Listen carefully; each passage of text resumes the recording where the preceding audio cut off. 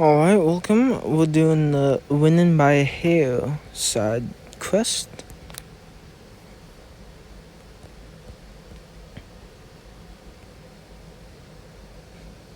Hey Penny, is everything all right over here? Thank goodness you're here. As you can see, the Quidditch pitch has been completely torn up.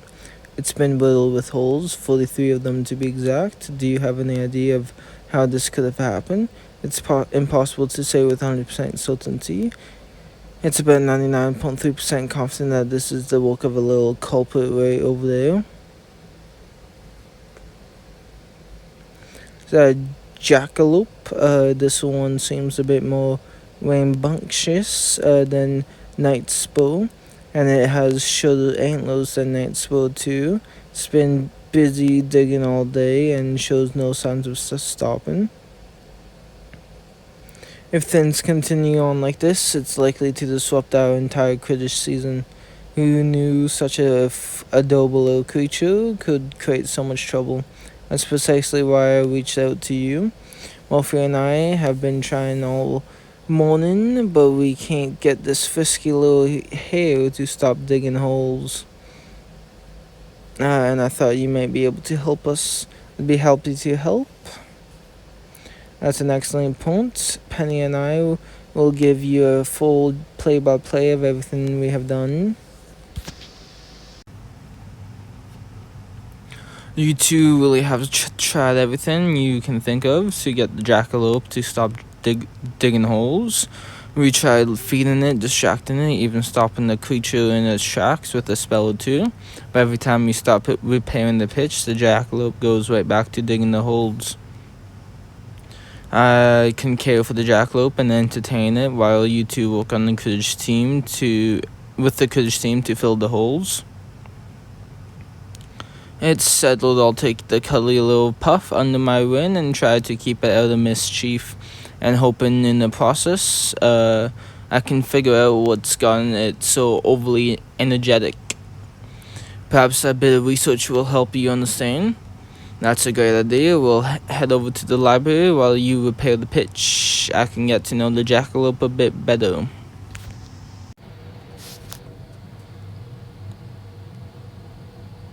I couldn't help but notice you have a lot of books about magical creatures. Is there something I can help you with? That depends. Do you know anything about jackalopes? My friend found one digging up the Quidditch pitch. Now I'm trying to learn why it's behaving strangely. Not a professor on the subject or anything, but I do care for magical creatures quite a lot. I got so excited about what you were studying that I completely forgot to introduce myself. I'm Liz. It's nice to meet you.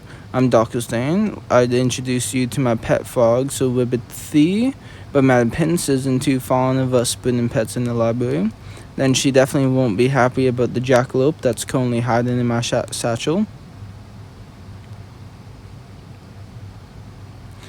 Though you jackalope seems rather excitable, we better hope for all our sakes Madam Pince doesn't catch on.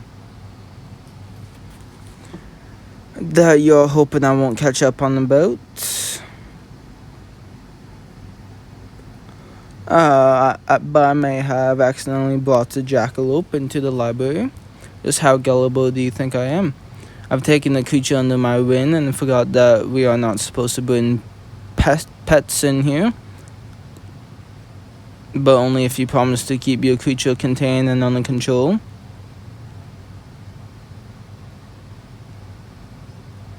That was a close one. Too close. Let's do our research and learn before she returns.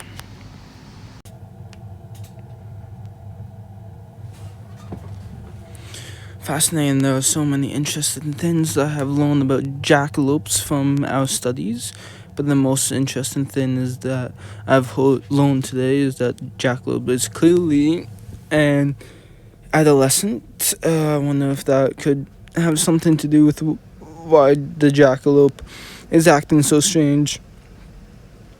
The book said that adolescent jackalopes have shorter horns than adults. Has very short horns. Take a look for yourself. I thought you said there were a jackalope hiding in your satchel. Oh, you dumbass! We better find it before Madam Pince does.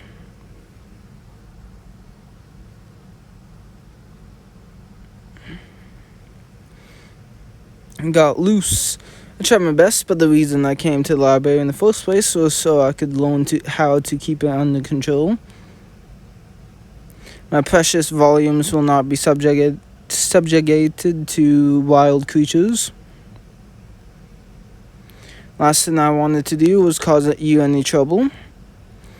I know someone who will know exactly what to do with such an unruly creature.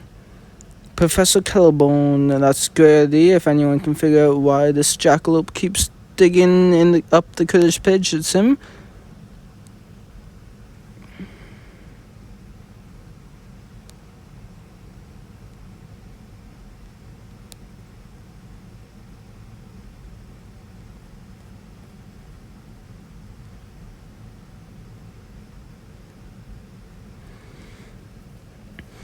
Have you seen Professor Kellabone? I need to speak with him about an urgent matter. Hopefully he will arrive soon. I will have to talk to him about my pet Noel. Been mopey this week. He's hardly eaten any of his daisy I picked for him. Your pet Noel is named Noel. I thought the name suited him perfectly. What's the very important thing you need to speak with him about? I'm watching over the little fuzzball and bonding with it so I can figure out why it has so much energy.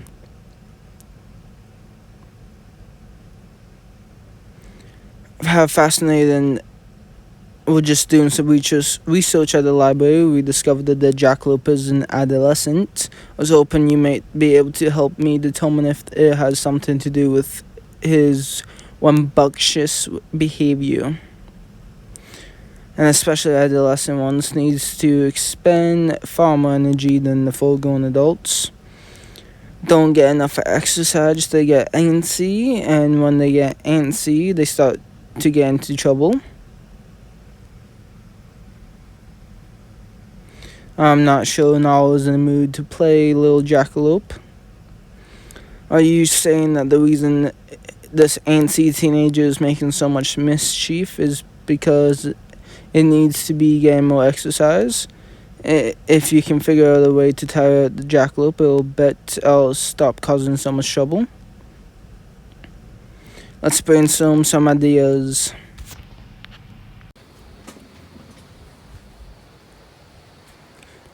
After talking it through, I think I have an idea for how we can tire out our jackalope. Since we know it loves to run around, we can stage a heated race and give it some exercise. Well, that's a delightful idea, but in order to have a race, you'll need competitors. I bet Noel would be happy to sign up. A race might just be the perfect thing to lift his spirits. That's great. Perhaps we can recruit some other friends' pet to compete in the race as well. Not to mention Nightspur would love to join. Jackalopes are stubborn creatures, but they are also very social. Having another jackalope there for it to interact with would be a sure way to get it to participate. Then it's settled. I'll go round up Nightspur. And once I have, we'll assemble some friends in the courtyard and try to recruit the pets for the big race.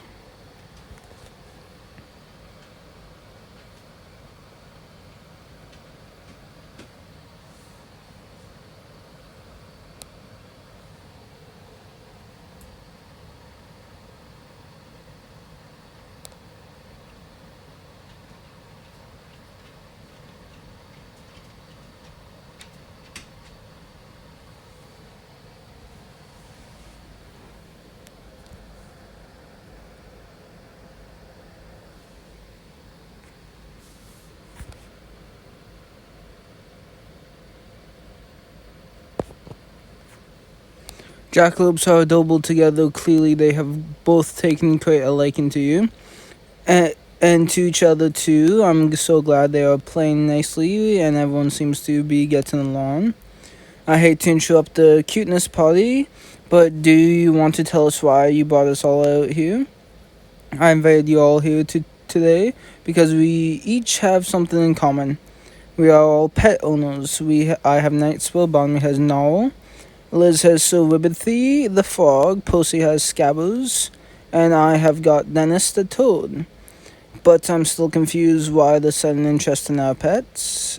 I'm organizing a race to give the wild jackalope some much needed exercise so it won't keep causing trouble. And I wanted to invite all of your pets to join the race to compete for the.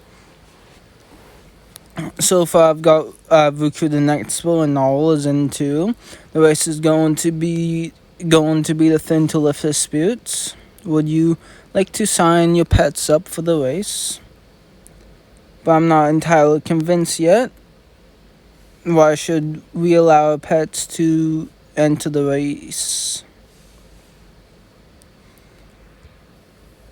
Because Penny and Murphy asked for some help, and friends need help. Friends help each other whenever they are in need. So if it's help you need, it's help you're going to get. We are to do this properly. There needs to be a prize for the winner. Let's put our heads together to come up with a prize. After discussing possible prizes with you all for the winner of the race, I have realized that all of the pets seem to enjoy different things. Some like flies, while others prefer cheese. He would be suspicious of any edible prize. If he won, he would suspect a trap and probably team up with the jackalope to destroy the Quidditch pitch. What's the prize that everyone can be happy about? I know the winner of today's race will own the official title of the fastest pet of the day. Now we'll start training our pets for the big event straight away, and then when everyone's ready, we can all head over to the race. Where will the race be held? We have been too focused on all the other details, we forgot to set a location. The Quidditch pitch, how about that? It would be perfect location for the race. Murphy can be our announcer for the race too. Everyone gather your pets and bring them to the Quidditch pitch. We have got our very important race to run. We'll see you there and let the fastest pet of the day win.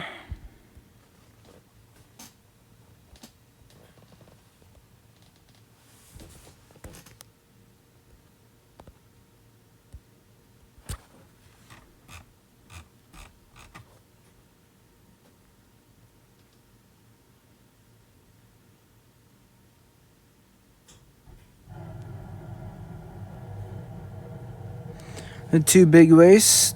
What? You two, the big race is about to begin.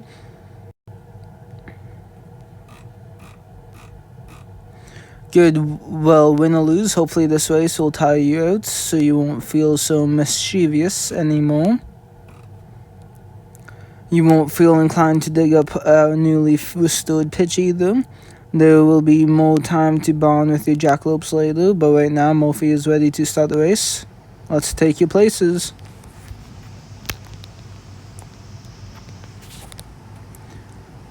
It's racing day here on the newly restored Quidditch pitch, and the question on everyone's mind is which one of these latent fast creatures will win the distinguished title of fastest pet of the day. And that's a very good question, courtesy of our race's heroic organizer. It's nearly impossible to say which pet is going to win, and as we have several strong competitors in the mix, the wild jackalope has a home team advantage. It's been running circles around the pit place with Nightspur ever since we arrived. No race is complete without a wild card. Not an underdog. He's not even a dog at all. I think what Murphy meant by that was, oh, never mind. Who do you think is going to win? Confidence has persuaded me. I'm rooting for Dennis the Toad. There's only one way to find out, and that's to let the race begin. On your mark, get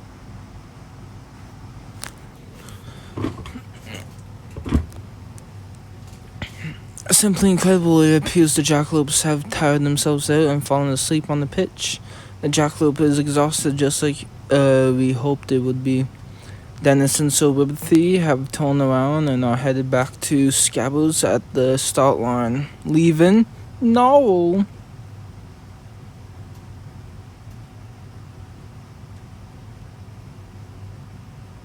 Damn, the Scabbles and the Toad was so close. You did it now, you won the race, and even better than that, you're happy again. Must admit, I really didn't expect your underdog to be the fastest pet of the day. Bet on the wrong pet to win, I still came out a winner because our plan to tire out the jackalopes worked. And it's all thanks to you now. We know exactly what to do if the jackalopes gets too energized again. I'm really glad we all worked together and finally figured out how to save the pitch. They are even more adorable when they are sleeping. Aww.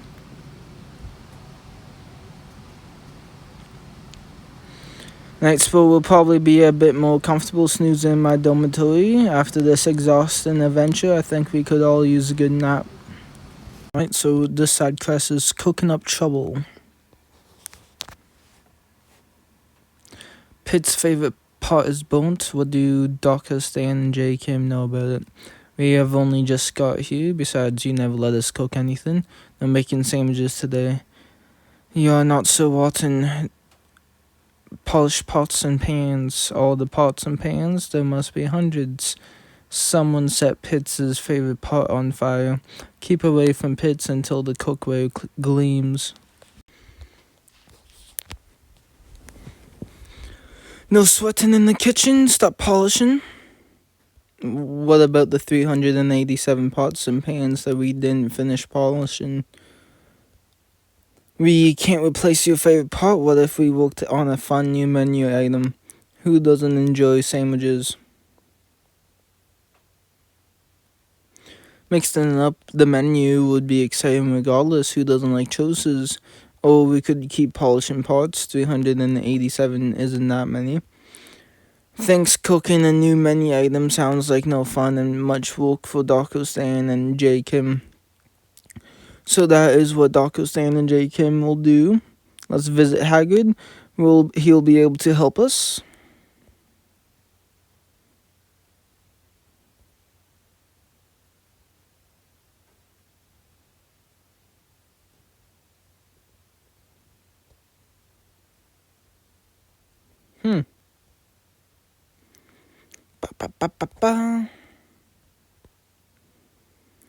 We are here for your recipe ideas and ingredients.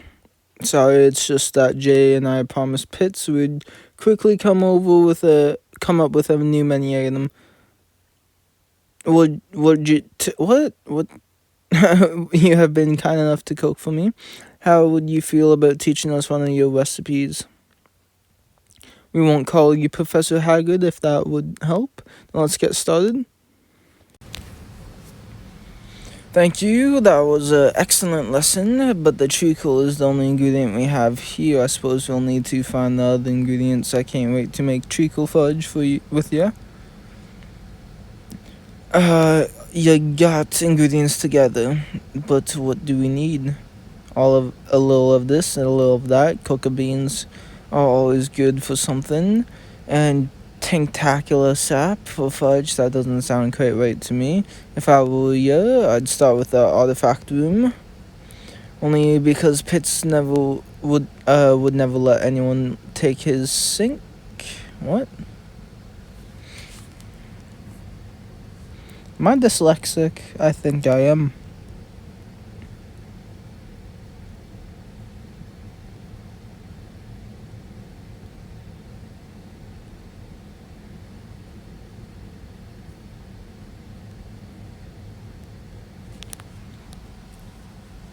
It always smells like soup in here, and not delicious soup. Let's find Hagrid's ingredients quickly. You didn't bone Pitt's pots. Why is it so important to you? Even though we didn't bone Pitt's pots, this gives us a chance to partner up for something fun. Are you alright? I suppose you are just buttering me up before asking me to smuggle you in a remember all or something of the like. I fancy spending time with you. Now let's find the ingredients. We have looked everywhere one can look in here, and still no sugar. I thought Hagrid said we need tentacular sap. Would you take the cocoa beans we have found to Hagrid? Leave the rest to me. Where will you look next? Tonks is always full of ideas. I'll go ask her.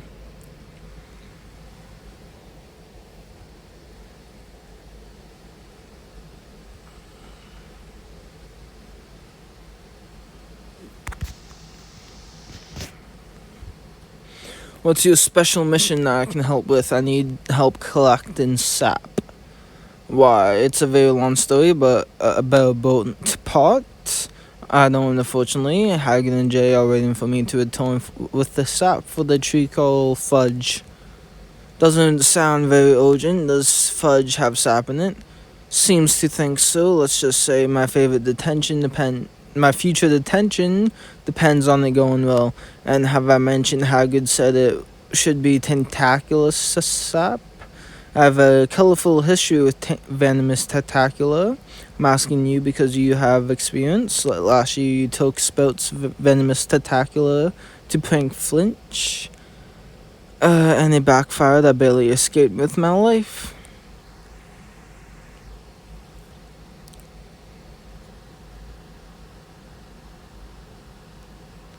You got the most experience.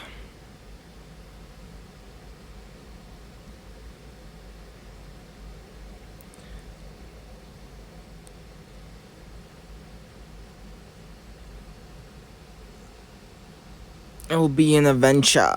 Oh, I should have said the fudge. I should have said the fudge. Damn, now I shot up a lot. Thank you for putting my mind at ease. Thank you for agreeing to help. Let's go to the greenhouse.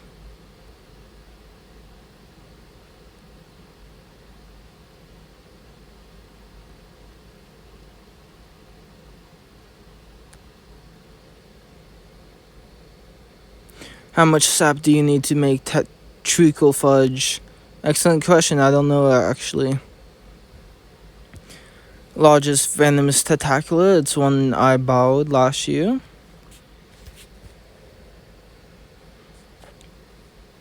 You can get the tentacular sap. I'll stain guard.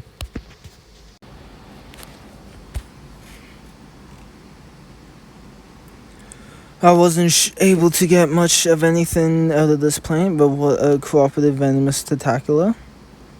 I can hardly believe it. Let's see what little you've got.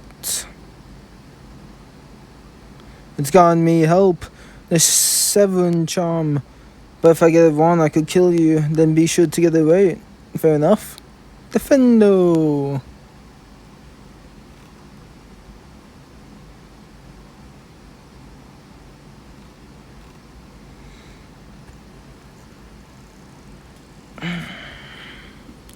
Are you alright? Brilliant, thank you you saved me.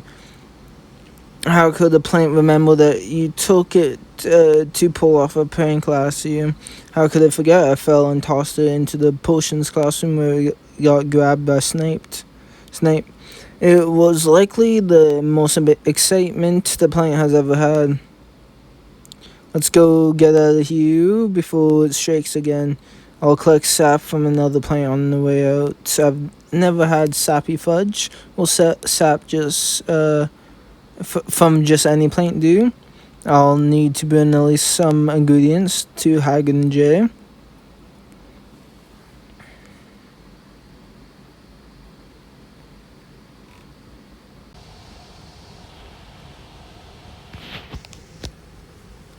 I just don't know if my rock cakes are hard enough when I make them. What's the ratio of hard to sticky? Now when I make chocolate cakes, they come out, may not come, what? Sticky? Back to your rock cakes. Have you tried adding raisins? What's happening here? I didn't even hear you walk in. Jay and I were talking recipes. Turns out Jay's a wizard in the kitchen. I'm a wizard everywhere, but yes, I can cook. What do you mean you can cook? You have been acting as if you hate cooking. Culinary arts is actually a secret passion of mine. It's what first landed me in detention. I snuck in tentacular seeds for a recipe. No, those seeds are a Class C non-tradable substance. You can't let Pitts know I can cook or he'll give me more work in the kitchens. Hey, I said, I promise I won't tell. Back to the treacle fudge. I brought some sap, but I'm not sure if it's the right kind. I'm not sure it's the right ingredient at all. Hagrid, what makes you so sure?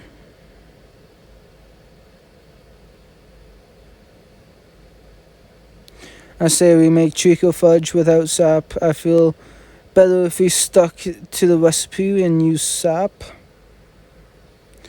Now that I know Jay's secret brilliant cook, let's try without sap.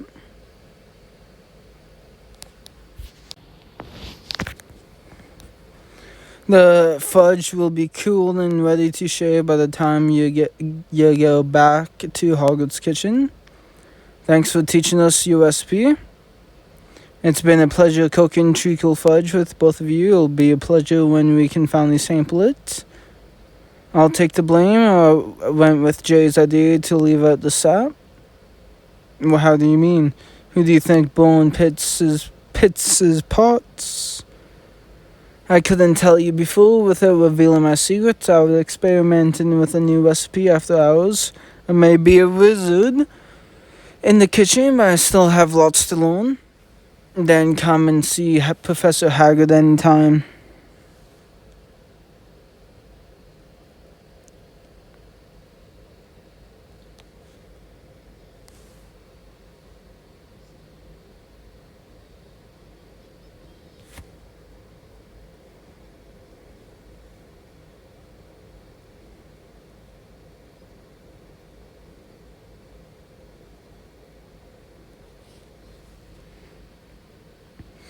We are back with the new menu item as promised.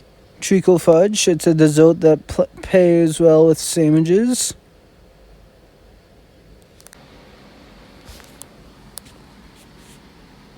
So, what do you think of our treacle fudge? Delightful.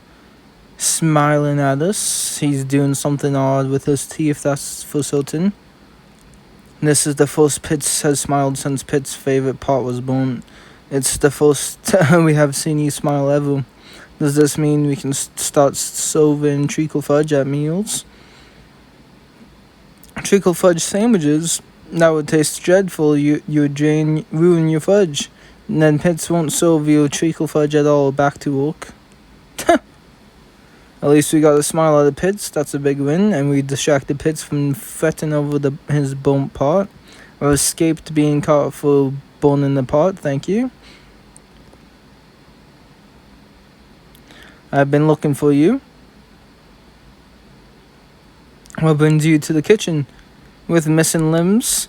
Given Miss Tonk's history with that particular plant, I went to her directly. I'm afraid that she's told me all about your misadventures. I'm very sorry. I needed sap for the treacle fudge. Made with sap? How odd. I thought I would collect the sap without disrupting your plants. It's not Tonk's fault. It's mine. We happen to have a piece of it right here. This is rather pleasant. This is rather pleasant fudge. Does that mean I'm not in trouble? I can overlook your questionable methods. 10 posts to Gryffindor. Thank you. This has been the most excitement we have ever had in detention. Not a chance. Look at how many pots and pans there are still left for me to burn. Now that we know that burning the pot will get us sent on an adventure, we can do it more often. Because you need the help or because you need me to keep your secret. Well, thanks for watching. Catch you next time and peace.